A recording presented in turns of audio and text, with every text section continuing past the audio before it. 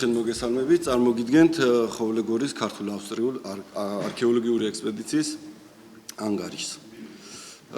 ხოვლეგორა მდებარეობს შიდა ქართლში, კასპიის მუნიციპალიტეტში, სოფელ ხოვლედან ჩრდილო-აღმოსავლეთით დაშორებულია. როგორც მოგეხსენებათ, ხოვლეგორა წლების განმავლობაში ითხრებოდა და გვიანბრინჯაო რკინის ხანის პერიოდისთვის განსაკუთრებულ ძეგლს წარმოადგენს. რაც შეეხება ჩვენ გათხრებს 2011 წელს დაიწყო ინსბრუკის უნივერსიტეტთან ერთად თბილისის სახელმწიფო უნივერსიტეტმა არქეოლოგიური გათხრები მიმდინარეობდა როგორც ცენტრალურ ბორცვზე 2011 წლიდან დღემდე, ასევე აღმოსავლეთით და მესამე გორაზე. წლევანდელ წელს ჩვენ გეგმაში ჰქონდა ზოგადად წამეთ უკაცრავად. ხოვლეგორაზე 2013 წელს ჩატარდა გეომაგნიტური დაზვერვები, რამაც უჩვენა შესაბამისად ანომალიები მესამე ბორცვზე და 2014 წელს დაიწყო პირველი თხრილი გაიჭრა და დაფიქსირდა ეს ანომალიები. შემდეგ 2024 წელს განვაგრძეთ აქ მუშაობა და 2024 წელს რაც ვერ მოვასწარით, წლევანდელ წელს განვაგრძეთ მესამე გორაზე სამუშაოები. ეს არის მოზაიკა 2014 წელს გაწმენდილი და ეს არის წლევანდელ წელს, რაც გავწმინდეთ სულ სამი კვირის განმავლობაში მიმდინარეობდა არქეოლოგიური სამუშაოები. ეს არის ცენტრალური ოთახი, სადაც გადახურვის კონსტრუქცია აღმოჩნდა ნახშირით.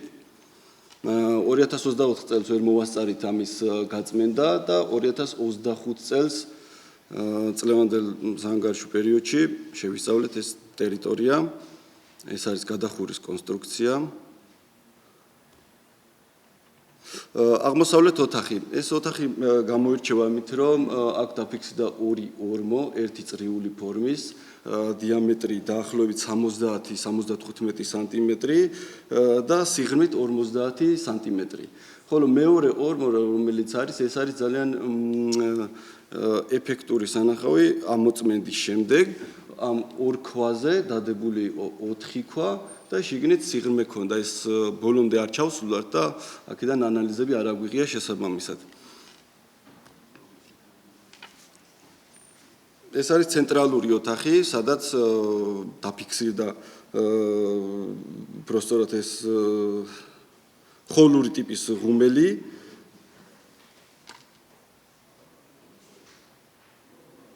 სამხრეთ ოთახი. სამხრეთ ოთახში წელწელამდე წელს ვერ მოვასწარით, ხოლო მცირე ნაწილი გავხსენით და ეს არის სამხრეთ ოთახის კედელი, მეტრი და 90 სიგრძეში, სიგანეში არის 40-დან 50 სანტიმეტრამდე და შემდეგი წლისთვის უკვე გავაგრძელებთ სამხრეთ ოთახის შესწავლას. ექსპედიციისთვის ასევე მნიშვნელოვანი იყო მიეგნო კერამიკის სახელოსნოსთვისაც, რადგან გადმოცემით ვიცოდით, რომ ცენტრალური ბორცვის სამხრეთ აღმოსავლეთით მდებარეობდა კერამიკის სახელოსნო, ამიტომ ჩვენ გავაკეთეთ რამდენიმე თხრილი. სულ 6 თხრილი გაკეთდა, რომელიც შუა საუკუნეების თიხის მცირე ფრაგმენტებით იყო წარმოდგენილი, არაფერი არ იყო განსაკუთრებული და შესაბამისად ვერ დავადგინეთ ის კერამიკის სახელოსნო სად მდებარეობდა. მაგრამ ადგილობრივებთან საუბრის დროს ეს ადგილები სულ ხნათესვისთვის გამოიყენება და ყოველწლიურად ამ ადგილებში სამაროვნის ტერიტორია და ეს ადგილები ზიანდება განსაკუთრებულად. ეს იყო ხოვლეგორის უკაცრავად სლაიდი. მადლობა კითხვები თუ არის და მე გადავალ ახჩიაზე უკვე.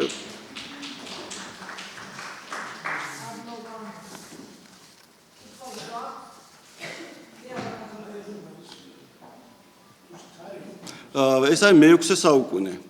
მე-6 საუკუნე. ძველი წელთაღრიცხვით მე-6 საუკუნის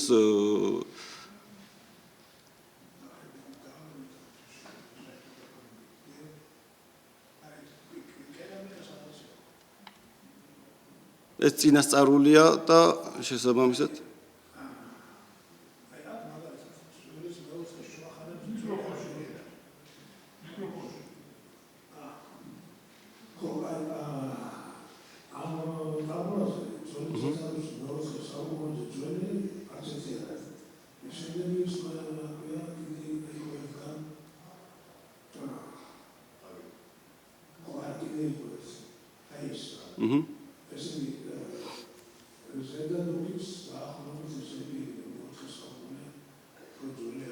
ეს ბოდიში აი კი ეს არის ანაკრეფი მასალა აი ნახეთ კი აი ეს პირველი არა თარიღი აი ნახშირის მიხედვით არის დათარიღება მოხდა ნახშირის ხოლო კერამიკას რაც შეეხება ველოდებით ამის პასუხებს არა აქ არ არის წარმოდგენილი მე ნახშირის მიხედვით ეს გადახურვის კი ბატონო, თორე ეს ნამდვილად ანაკრეფი მასალაა. კი და კერამიკას რაც შეეხება, კერამიკის მასალებს ველოდებით. კი. მესამე ბურთზე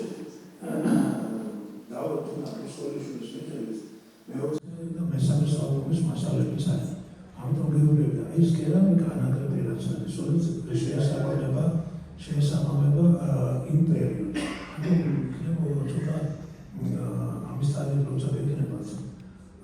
კი აუცილებლად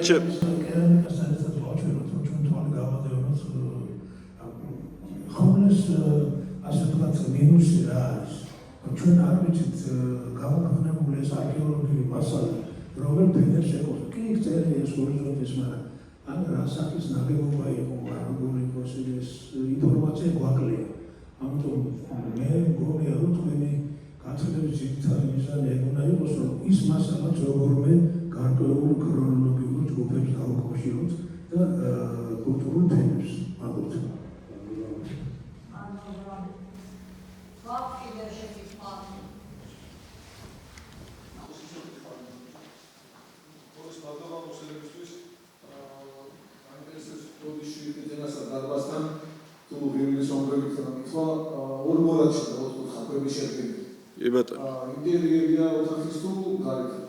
კი, აი ინტერიერი არის ეს.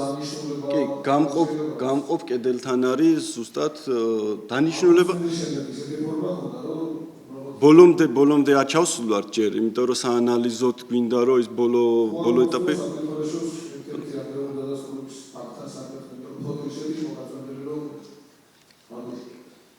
ვერ გეტყვით. კი, ეს ალიზები არის. ეს ქვის საძირკველზე დადებული არის. არა გავიკეთებია. ეს ასეთი კონსტრუქციები არის და შეიძლება გარკვეული ზონები როგორც იურონმა გააკეთა თავის დროზე, დედოფლის დროზე, ეს გადაზომვებით შეიძლება თქვენ რაღაც უფრო დიდ კომპლექსს მიადგეთ მან და გამოუყენა. ეს ძალიან შემთხვევითი და მარტივი ნაგებობის ნაშთი არ არის ეს. ეს საკმაოდ დიდი რაღაც კონსტრუქცია. ეს კი ბატონო, მადლობა.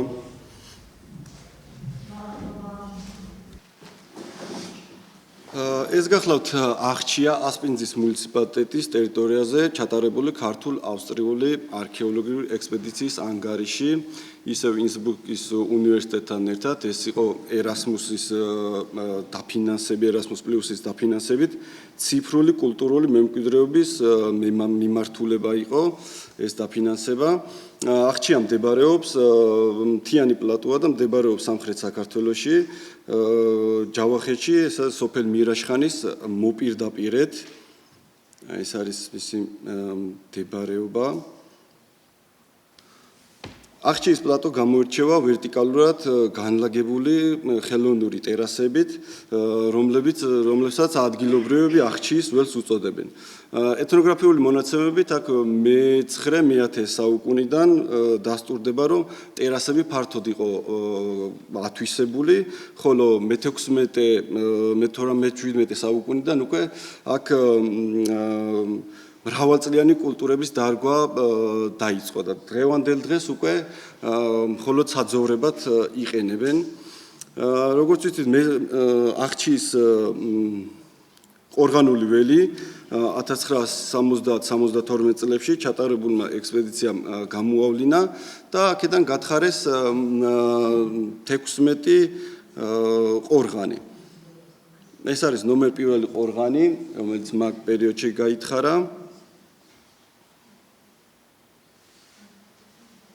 ჩვენი მთავარი მიზანი იყო და რატომაც დავიწყეთ აქ შესწავლა ადგილობრივი მოსახლეობის მიერ ჩვენთან მოვიდა ინფორმაცია, რომ ახჩიის ველზე ხშირ შემთხვევაში ზიანდებოდა ყორღანები. ეს მარტო ადამიანური ჩარევა აღარ იყო, უკვე მძიმე ტექნიკითაც აზიანებდნენ. 2024 წელს ჩვენ რომ ავედით, დავაფიქსირეთ ერთი ნამუშევარი და მაშინ ზუსტად ვერ დავადგინეთ ეს ყორღანი იყო დაზიანებული თუ არა, ამიტომ გადავწყვეტეთ, რომ 2025 წელს აუცილებლად შეგემოწმებინა და აუცილებლად დაგვედგინა ორგანის და გამოგვევლინა ორგანის დაზიანების ორგანის დაზიანება. საბედნიეროდ ორგანი არ დაუზიანებიათ, გამომდინარე იქიდან, რომ ეს ბორცვი რომელიც მოჭრეს ეგონათ ყორღანი და შესაბამისად სურათზე როგორც ხედავთ არ არის ყორღანი და ეს არის კონგლომერატი, მაგრამ არის სამწუხარო ფაქტები, თუ ყორღანშივე შედიან, იქვე სამარხებს ესე ცუდად ვიტყვი, გამოთხრიან ხელით და პირდაპირ დასაკრძალავ კამერიდან გამოაქვთ ნივთები. ეს სამწუხარო ფაქტებია ძალიან. ჩვენ მთელი ახჩიის პლატო გადავიღეთ AirTag სისტემით, რომელიცაც აქვს გრუნტის რეზოლუცია 5-დან 7 სანტიმეტრამდე და ესე გამოიყურება ჩვენი ახჩიის ველი. ჩვენ დავადასტურეთ 87 აი შავად, რომელიც არის გაფერადებული, 87 ყორღანი, ხოლო 133 ეს თეთრად, რომელიც არის შესაძლო ყორღანი. ეს შეიძლება იყოს ყორღანი, ან ქვისგროვა იყოს, არ არის გამორიცხული, რომ 133-დან თქვათ ყველა ყორღანი იყოს. თქვენ როგორც ვახსენე, შუა საუკუნეებში, როდესაც დაიწყო ფართო ათვისება ახჩიის ველის, გაკეთდა ტერასები და როგორც ჩვენ ვიცით, ყორღანების კონფიგურაცია კეთდება დიდი ყორღანი და ამ დიდი ყორღანის გარშემო შემდეგ პატარა ყორღანები, როგორც აქ ჩანს, ან ყოველთვის პატარა ყორღანები არიან კონცენტრირებული ერთ ადგილას. მაგრამ რაც შეეხება ამ გაშულებულ ადგილებს, არ არის გამორიცხული, აქაც ყოფილიყო ყორღანები, მაგრამ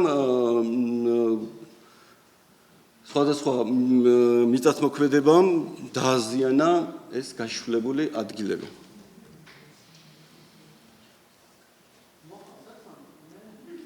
ბატონო? მრავალწლიანი კულტურების დათესვა იყო მე-15-17 საუკუნეში ეთნოგრაფიული მასალების მიხედვით.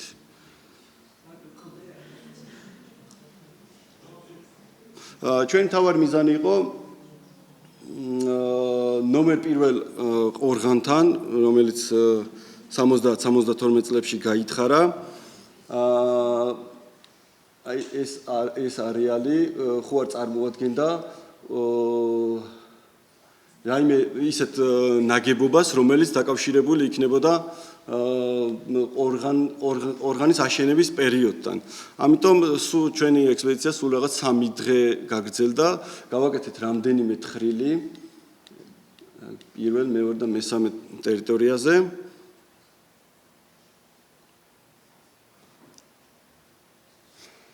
და ეს გახლავთ ქვის ტერასა ნომერ პირველ ტერიტორიაზე, სადაც უსისტემოდ ჩაწყობილი ქვებია და ეს არის ტერასის ხელოვნურად შექმნის სლაიდი, როგორ იქნებოდა ხელოვნურად სლაიდი, შესაძლოა ორგანისტვის ხელოვნურად შეიქმნა ტერასა და შემდეგ გაკეთა ზემოდან ორგანი. არ არის ესეც გამორიცხული.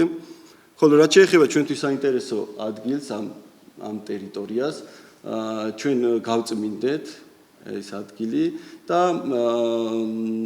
არანაირი კავშირში არ იყო შუა საუკუნეების პერიოდში არის აშენებული ოთახი, შესაძლოა თავშესაფარი ყოფილიყოს.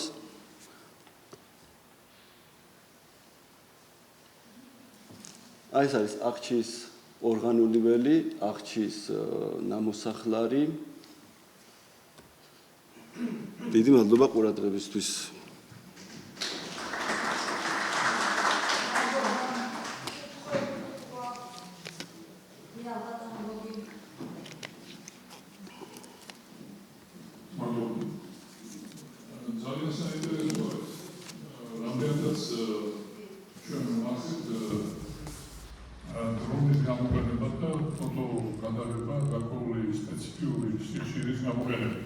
კი ბატონო.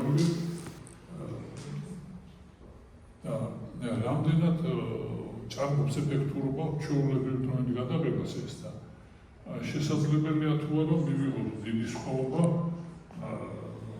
Google Earth ფოტოებთან შედარებით და რამდენად ეფექტურია ეს. სპეციალური პროგრამა, რომელიც სიმაღლეს ზომავს გრუნტში 5-დან 7 სანტიმეტრამდე შემაღლებულ ადგილებს, ესე რომ ვთქვათ. ეს სისტემა და ფოტოგრაფიული პროგრამა.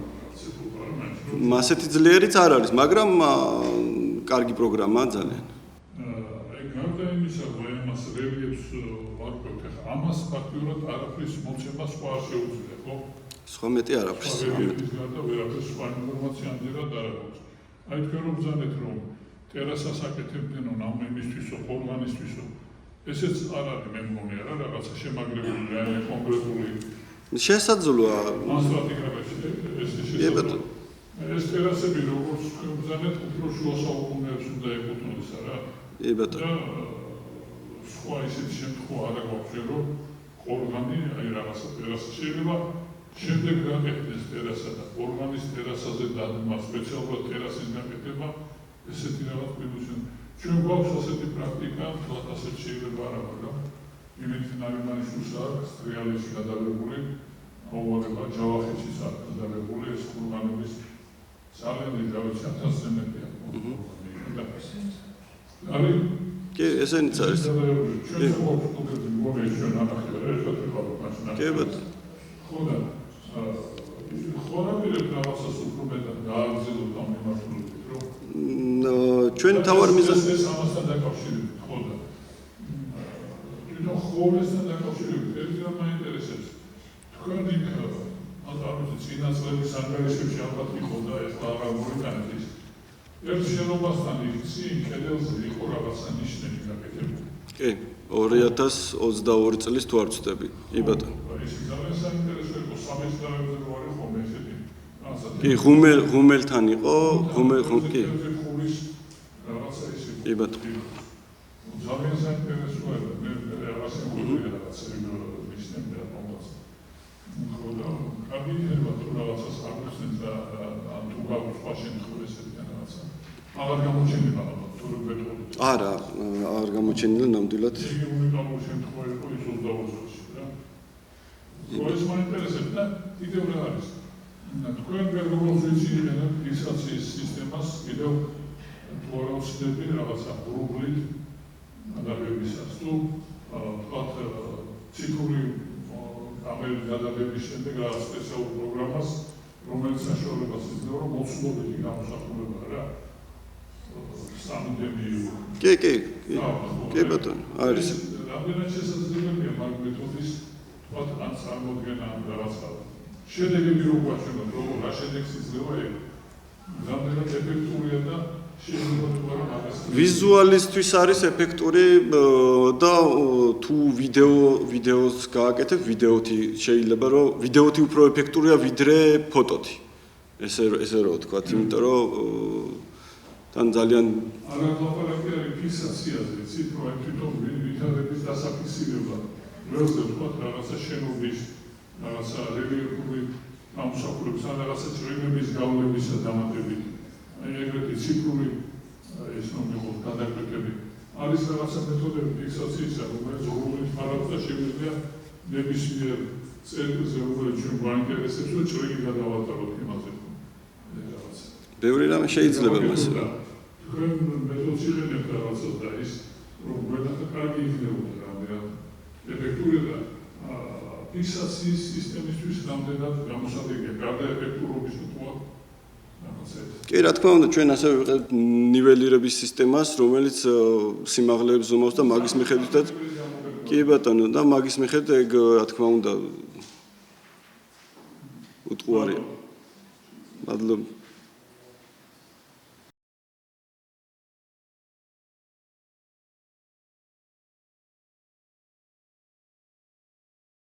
ახშია ეს არქეოლოგების საოცრებო მხარეა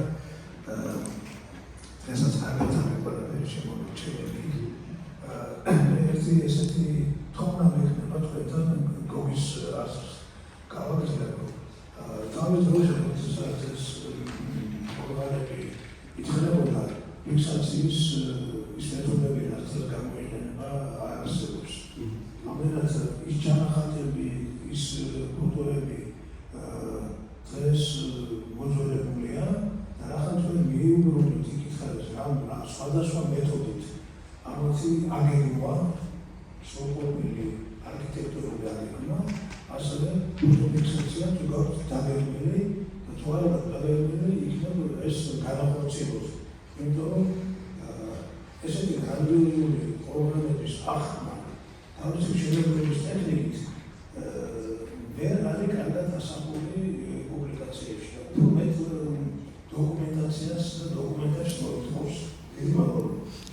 კი ბატონო, ჩვენ აქ მუშაობას აღარ ვაპირებთ, გამომდინარე იქიდან ჩვენი მთავარი მიზანი იყო რომ დაგვეფიქსირებინა ორგანები შემდეგი მონიტორინგისთვის და თუ ვინმეს დაჭირდება დაგეგმავს ყოველთვის ეწოდინება საათ როგორ რა ზომის ორგანი იქნება ასე რომ არ იქნება პრობლემა